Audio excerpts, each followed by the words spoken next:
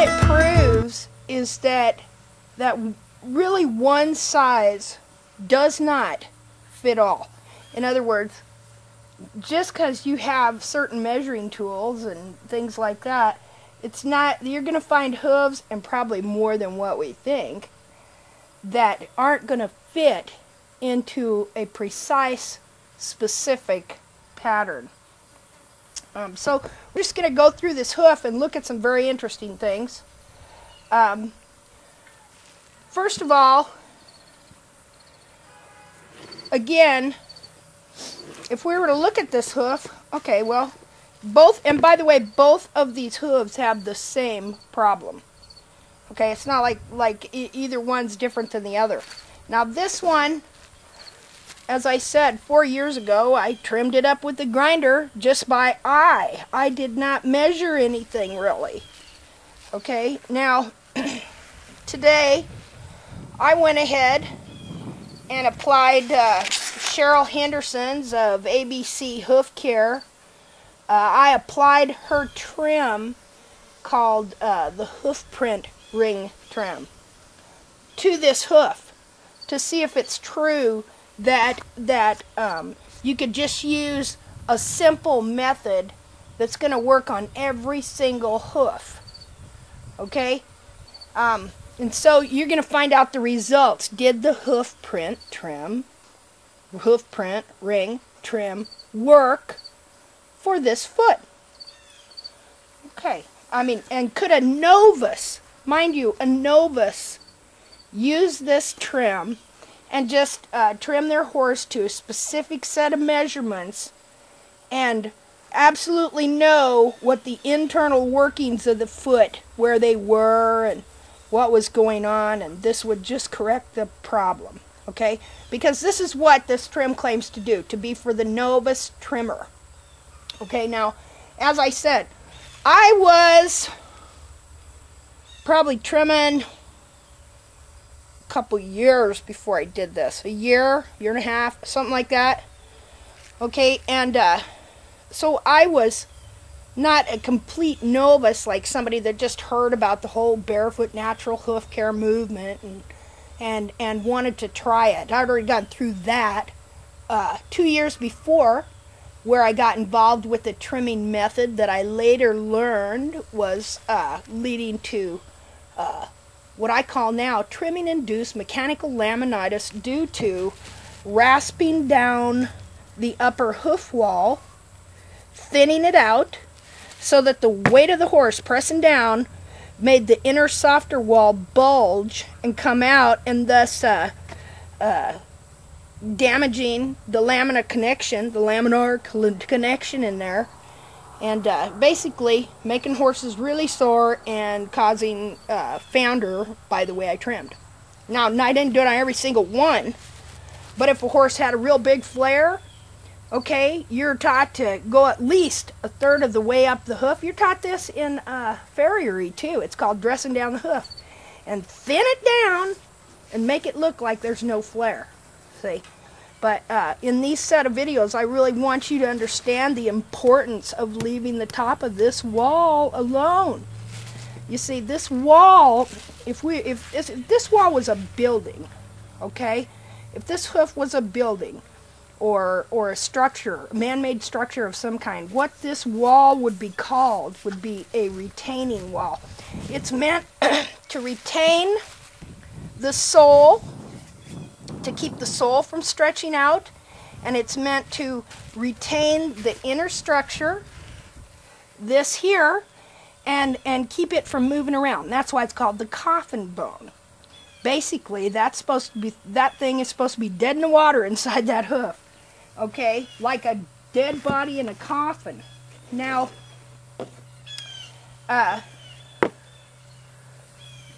we're going to fit this hoof inside here, and I want you to see something. Okay, now remember, this has a big laminar wedge. Now, first of all, a hoof, the bottom for the front to back balance, oh, I'm so sorry if I don't use the exact terminology. Anyway, from front to back, the balance should be what they call ground parallel. like that.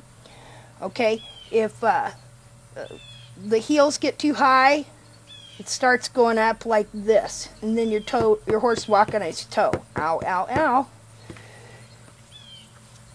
Okay, so, and a lot of horses have high heels. They do it, stand them up. This has got to stand them up like that. That's what happens. Okay, if the horse was too high in front, too thick a hoof wall, very low heel, okay, he could go down like that. Either way, you know, it's going to be tough on the foot itself, inside, and it's really going to strain and do bad things to all your ligaments and your joints. Now, there's another kind of balance, okay, besides front to back, whatever they call that, can't remember. Okay, they have side to side, inside to outside, which they call medial lateral balance. So, in your trim, okay, if all we had to do is look at this foot, if we could take this off and trim it, we would know what was going on, and we would be able to get side to side balance, and we would be able to get front to back balance. But there's another kind of balance too, because this is a round structure, and that is from this corner here to here. See, from here to here. Can you be balanced there?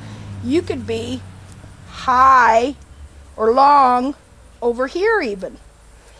See? So there's a lot to balance. Well, we can't see the inside of the foot. And what you find is that sometimes, and maybe a lot more common than what people think, sometimes weird things happen to hooves that you can't see from the inside, and you almost don't notice from the outside. Okay, and that is that they can get a laminar wedge. Now, several things happen to this horse. As I said in one of my other presentations, when I took this hoof capsule off, I cut this off. Okay, supposedly we're supposed to have a good hoof has a 30-degree hairline angle going down this way. Okay, so I knew that this hoof wall had grown up like an ingrown toenail into the side of the coronary band, shoving all this up. And see, you've got some lateral cartilage behind here. It doesn't just shove the coronary band up, it shoves all that cartilage up and squeezes it up there too. Okay, so I had seen that. See, well, look at it on this hoof. Okay, like I said, both hooves are the same. Okay, she has a really jammed coronary band that's grown up this way too. And as I said, the way that happens is hoof wall's left too long, horse walking on it, it can't grow out and break off. All the pressure, the weight causes it to torque and jam up that way. Boy, you know, that must be really painful. Then the horse, especially like this, gets so that they, you know, maybe their heels aren't even sore themselves. Maybe it makes them sore to walk on their heels because it's sore up here. Okay, so you get a horse, I hope I have this in front of the camera. You get a horse, yeah, maybe they're sore up here, and that's why they can't walk on their heels, because every time they walk, it's shoving up in here on the sides. As a result, the horse does not weight the back of the foot as much. Okay, now, as I said, this foot is exactly the same, really, as this one. If I were to take this hoof capsule off, which I will at some point, you would see the same laminar wedge as you see in this foot right here. Now, I cut this piece off here. Okay, that shows you right about there how much of the hoof wall had grown up to where it's not supposed to be. The thing I wanted you to know too is that, okay, look at the laid over bars. See, sometimes horses have one problem, two problems, three problems, a combination of problems. This whole hoof works together. When one thing's affected, other things get affected, and so on and so forth. Okay, so one problem that this horse had, and why, people, you need to trim your bars. Okay, why you need to trim your bars. See that? I could just bring that right under there and just start trimming away. See how that's lifting up? Right there? See? Oh, this is really hard. I want to cut myself. But you need to trim the bars. Quit being afraid. You know, get in there with the point of this knife right here and start trimming these bars away. Don't be afraid. See, you should be able to come right down that bar. You know, I'm not here to trim bars, so now I'm going to cut myself. Okay. Okay, more than that, this bar needed to come clear down into here. Into here. Okay, here's where the heel you'd have cut to. This bar should come clear down below the sole level. And the reason for that is because these bars being laid over the sole, the sole continually grows. It does not stop growing.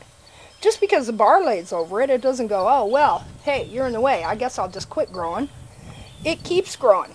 As a result, what happens is it starts shoving this part of the foot. This should not be as deep, as high as it actually is. Okay? And as it shoved this up, and it's even worse on this foot, right here. Okay?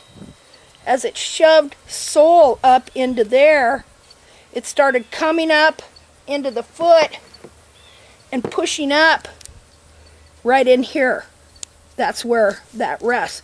And you can see on the side where it was the highest, of course there's a piece of stuff out there, but it's very, very pushed up in there. It pushed the back of the foot right here, it pushed it right up. And as the bar laid over the sole and the bar impacted and grew up like that, it started raising the foot up like this. Well, then when the horse didn't walk on its heels to wear anything off also, you know, there was no chance that bar might have broke off and maybe helped the horse, but usually when they lay over like that, there's not much chance of that.